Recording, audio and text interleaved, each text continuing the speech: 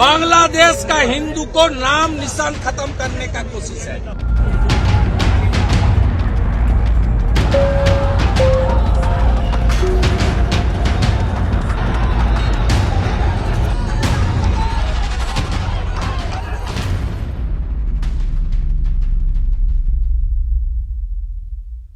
ये जो दृश्य आप देख रहे थे वो आए हैं पड़ोसी मुल्क बांग्लादेश से। यहाँ की राजधानी ढाका और एक और शहर चटगांव में हिंदू समुदाय ने 25 नवंबर की शाम से तीखा प्रदर्शन शुरू किया। वजह एक हिंदू संत की गिरफ्तारी। वो संत जिन्होंने 12 मुल्क के 16.5 करोड़ यानी 7.9% हिंदुओं की सुरक्षा की वकालत की। उन पर राजद्रोह का केस लगाकर जेल में डाल दिया गया है। जमानत की अर्जी भी खारिज कर दी गई है और इस गिरफ्तारी के विरोध में जब लोग सड़कों पर उतरे तो हथियारबंद लोगों ने उन प्रदर्शनकारियों पर भी हमला किया। ऐसा क्या हुआ है बांग्लादेश में? क्यों हिंसा की इस घटना पर भारत सरकार को भी प्रतिक्रिया देनी पड़ी और कड़ा विरोध दर्ज कराना पड़ा? साधु समाज विरोध में उतरा। इन सारे फलकों पर आज के ललन टॉप शो में विस्तार से बात करेंगे। फिर रुख करेंगे दिल्ली का, जहां संविधान दिवस के मौके पर संसद से लेकर सभाओं तक चर्चा होती रही। इसके बाद यूपी के संभल के फ्रेश अपडेट्स लेंगे और आखिरी में होंगी जरूरी सुर्खियां। नमस्कार, सौरभ द्विवेदी नाम है हमारा और आप देखना शुरू कर चुके हैं ललन टॉप शो।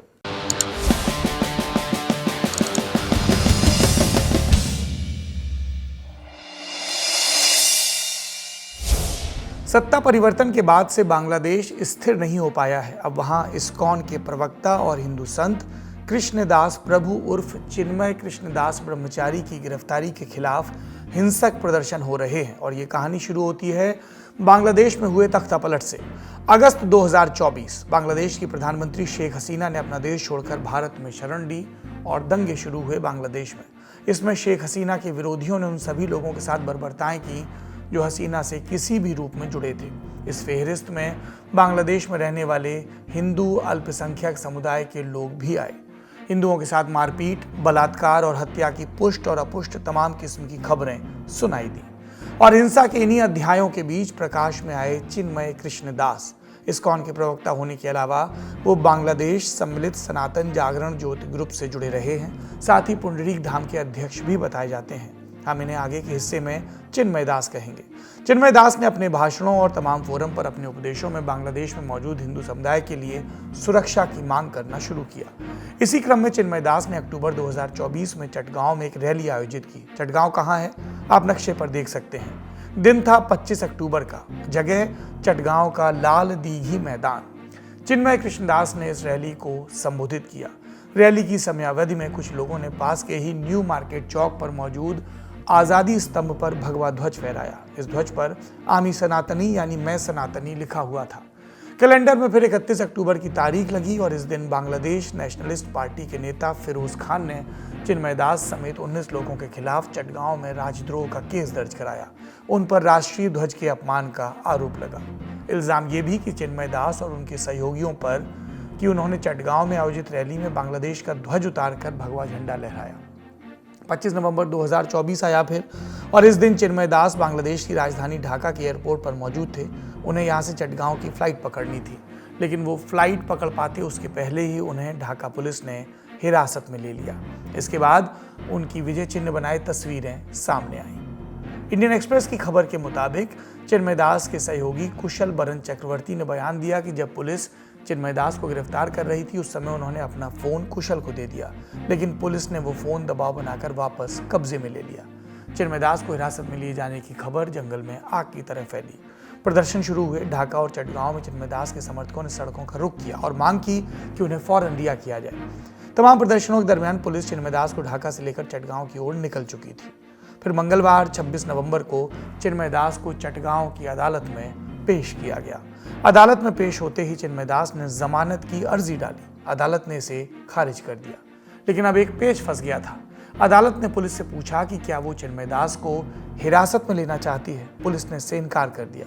अब अदालत के पास एक ही रास्ता था कि चिन्मय को न्यायिक हिरासत में जुडिशियल कस्टडी में भेजा जाए। सो वही हुआ। लेकिन जब अदालत में अंदर सुनवाई हो रही थी, बाहर चिन्मय दास के समर्थक जमकर प्रदर्शन कर रहे थे। पुलिस ने उनके समर्थकों पर तब आंसू गैस के गोले दागे और लाठीचार्ज किया। इसके बाद प्रदर्शनकारियों को भगाने के लिए रबर बुलेट्स का इस्तेमाल भी किया गया।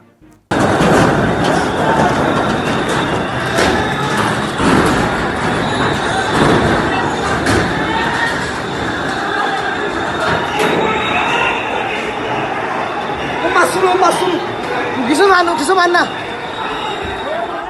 वहीं अदालत से जब चिन्मय दास को जेल ले जाया जा रहा था तब मीडियाकर्मी पुलिस वैन के पास पहुंचे। तब चिन्मय दास ने जो कहा, आइए सुनते हैं।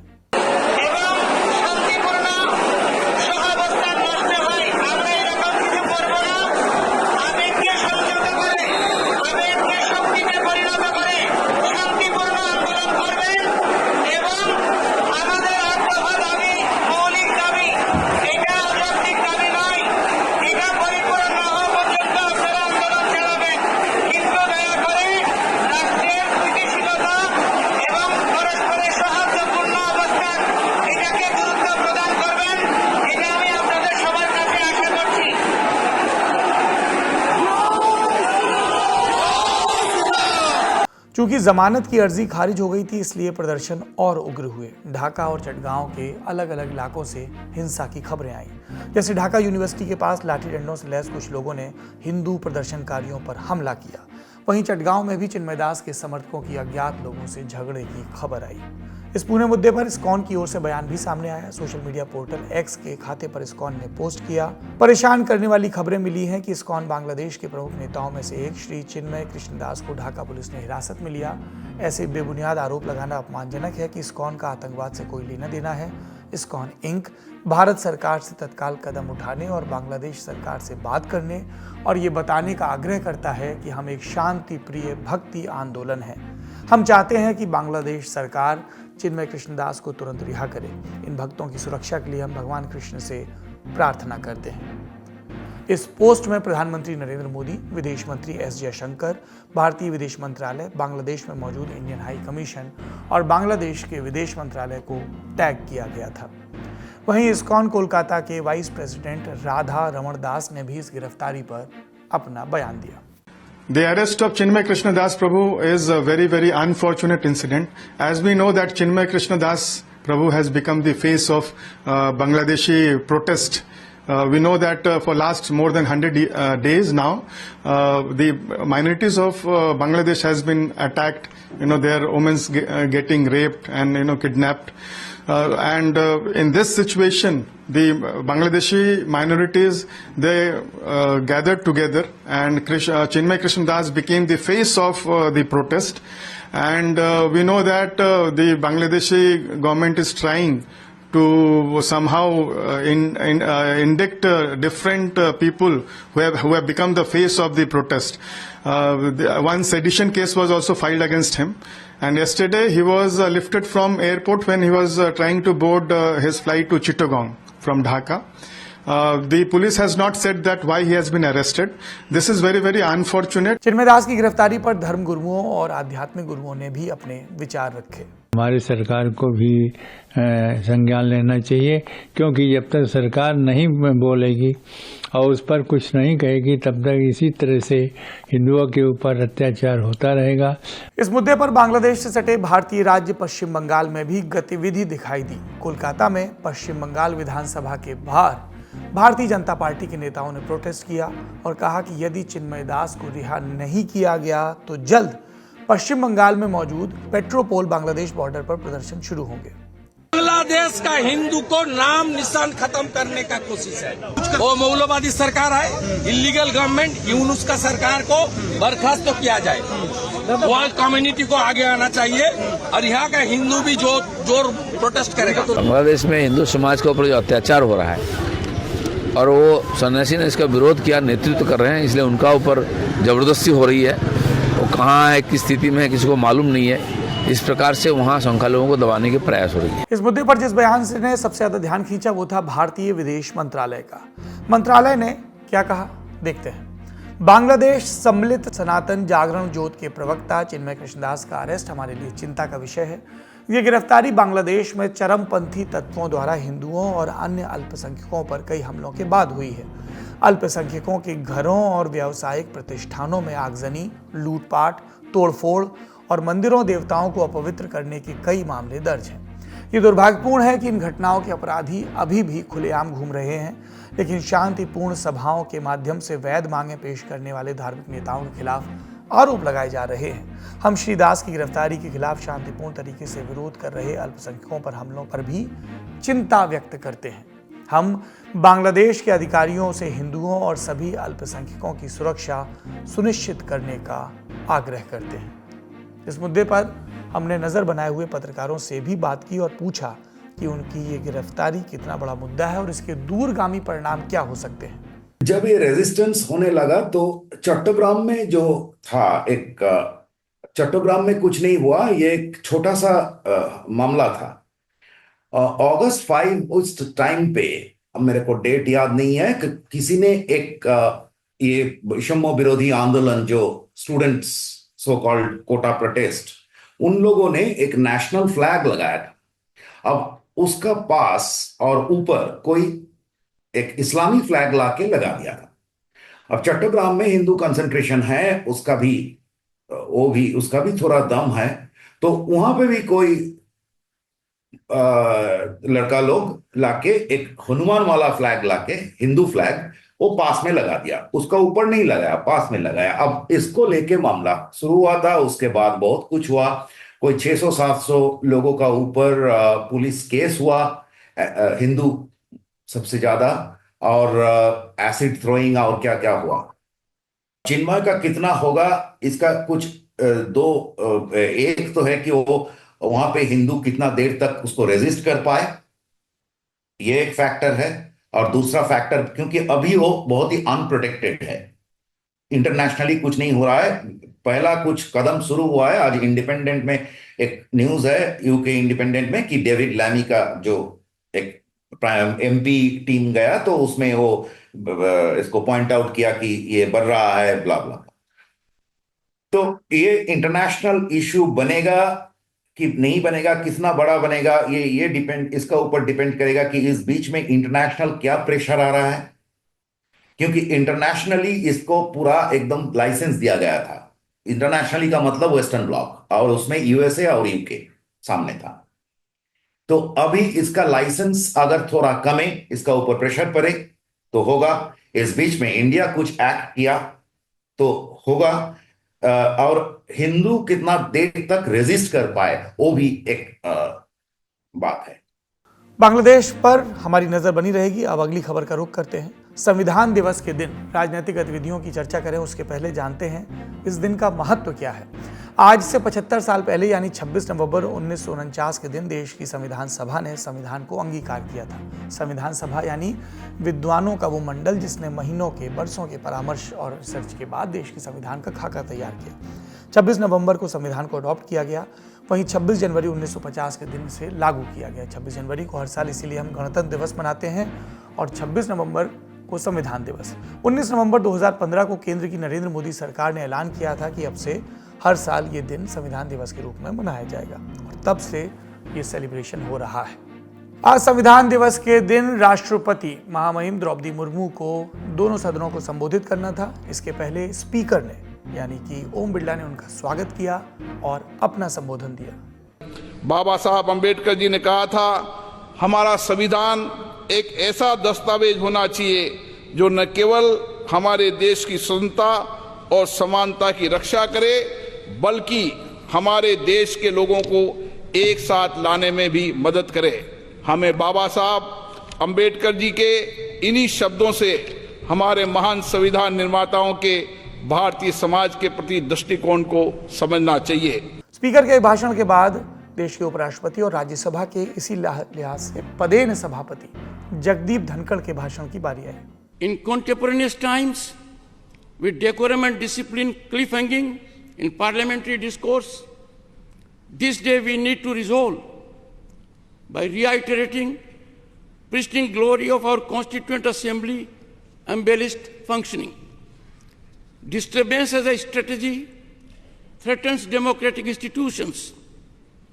Time to restore sanctity of our democratic temples through constructive dialogue, debate, and meaningful discussion to serve our people effectively. इसके बाद राष्ट्रपति द्रौपदी मुर्मू और प्रधानमंत्री नरेंद्र मोदी ने संविधान के 75 साल पूरे होने पर डाक टिकट और स्मारक सिक्के जारी किए। इसके बाद राष्ट्रपति ने संस्कृत और मैथिली भाषा में संविधान की प्रतियों का विमोचन किया और फिर उन्होंने दोनों सदनों को संबोधित किया। हमारे संविधान हमारे लोकतांत्रिक गणतंत्र की सुदृढ़ आधारशिला है। हमारा संविधान हमारे सामूहिक और व्यक्तिगत स्वाभिमान को सुनिश्चित करता है। वहीं संसद के बाहर कई सांसदों ने संविधान दिवस पर बयान दिए। संविधान दिवस उसके लिए बहुत बहुत बधाई देना चाहता हूं, मुबारकबाद देना चाहता हूं। जहां आज संविधान दिवस के दिन उत्सव मनाया जा रहा था, सच्चा उत्सव तभी है जब संविधान के रास्ते पर चलें। तो संविधान के प्रति हमारा पूरा सम्मान है और उस समय उत्सव मनाना जब संभल में जिस तरह का काम सरकार ने किया है, जानें चली गई हैं, गम के साए में कैसे उत्सव मनाया जा सकता है।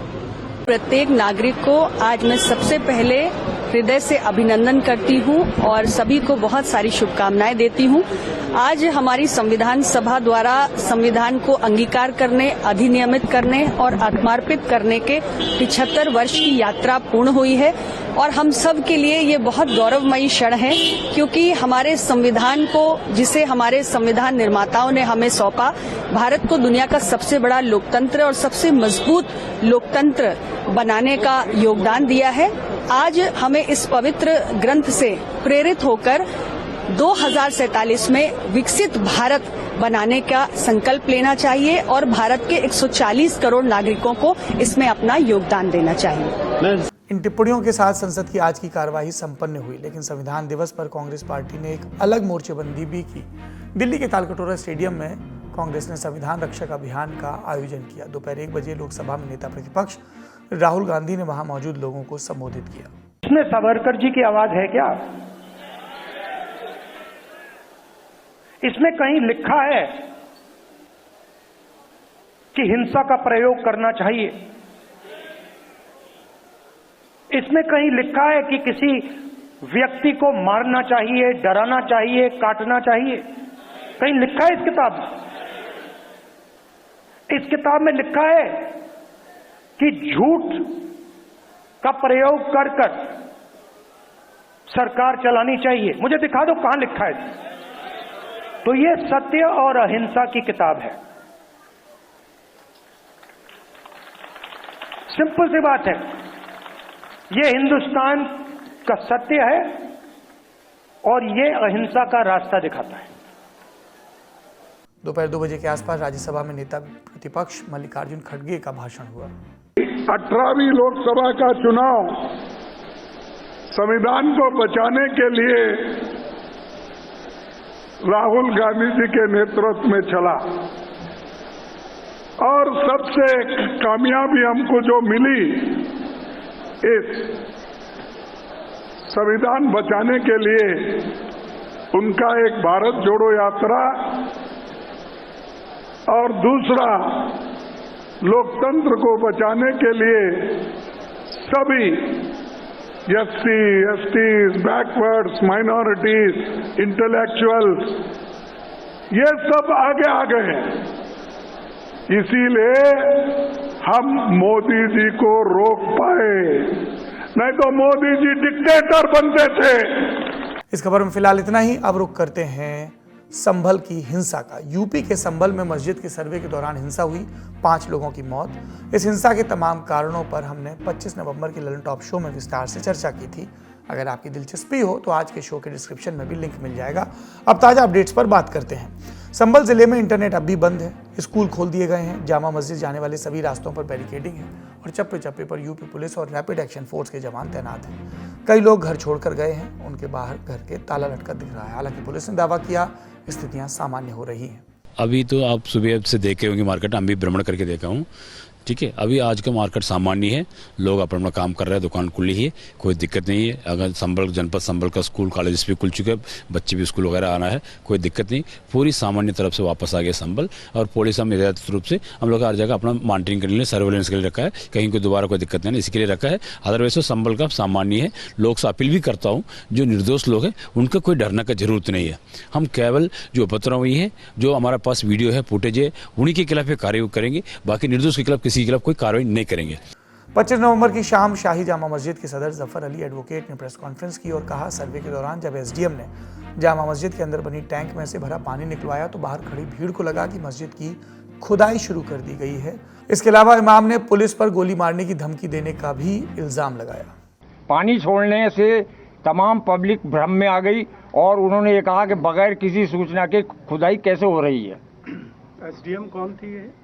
एसडीएम संभल ने जिद की वहां पर कि इसका पानी खाली कराया है और हमने अनाउंस भी किया, पब्लिक को समझाया। लेकिन इसके साथ साथ मैं एक और कहना चाहूँगा कि पूरी तरीके से ये एसडीएम संभल और सीओ संभल की साजिश से हुआ है। सीओ संभल ने क्या किया? सीओ संभल ने ये किया कि जिस टाइम भीड़ इकट्ठा हो रही थी पानी को देखकर कि वहाँ भ्रम की स्थिति है, खुल रही है, तब उन्होंने उनसे सीओ साहब से ये मालूम करने की कोशिश करी कि आखिर जामा मस्जिद में क्या हो रहा है।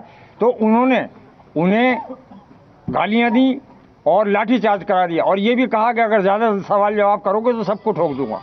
अब जवाब देने की बारी यूपी पुलिस की थी। 25 नवंबर की देर रात संभल पुलिस ने पत्रकारों को संबोधित किया और घटनाक्रम पर अपना पक्ष सामने रखा। उन्होंने पूरा डिटेलिंग उनके बयान की हो रही है, लेकिन मुख्य बिंदु जिसमें उन्होंने सबको कंफ्यूज किया और अभी भी उन्होंने हमें कहा कि जब लोगों ने मुझे कहा कि आप प्रशासन और पुलिस से मिले हुए हैं इसलिए मुझे ये बयान देना पड़ा। जफर साहब ने बोला कि लोगों में यह भ्रम फैला कि मस्जिद में खुदाई हो रही है, जबकि किसी प्रकार का कोई भ्रम नहीं था। आप सोच के देखिए, खुदाई में मिट्टी निकलती है, खुदाई में पानी नहीं निकलता। और जो नाली वो बता रहे थे जिसमें लोगों ने देखा, उस नाली में पानी रेगुलर बहता है। जो उन्होंने बयान दिया उसको कृपया करके विवेकपूर्ण तरीके से 3-4 बार सुनिए। ये जो पंक्ति है आपको पहली बार में पकड़ में आ जाएगी। उन्होंने स्वयं कहा कि दंगाइयों की ओर से गोली फायरिंग हो रही थी, ये उन्होंने स्वयं बोला और स्वयं ही बोल रहे हैं कि पुलिस भी फायरिंग कर रही थी। कभी बोल रहे हैं कि पुलिस अपने असले से फायरिंग कर रही थी, कभी बोल रहे हैं कि तमंचे से फायरिंग कर रही थी। इसका अर्थ ये है कि ये जब भ्रम फैला रहे थे, क्योंकि जो भ्रामक व्यक्ति होता है, जो सच नहीं बोल रहा होता है, उस व्यक्ति के पास कोई चीज एक तरह से क्या मैं बोलूं, क्या नहीं बोलूं, क्या सही है, क्या गलत है, तो बीच में सही गलत चीजें निकलती रहती है। तो इन्होंने स्वयं बता दिया कि जो दंगाई थे वहां से फायरिंग हो रही थी। इस हिंसा में सपा सांसद जियाउर रहमान बर्क और कुछ अन्य सपा नेताओं और कार्यकर्ताओं पर भी मुकदमा दर्ज कराया गया है। इन पर भीड़ को उकसाने का आरोप है। आज सांसद बर्क जब संसद पहुंचे तो मीडिया ने उनसे यही सवाल पूछा और उनका ये जवाब था। अब मुकदमा दर्ज करने के बाद मेरे क्या तो सारे जनप्रतिनिधियों के खिलाफ भी मुकदमा दर्ज कर दे तो कौन रोकने वाला है? कौन है इस टाइम कानून व्यवस्था कायम रहे?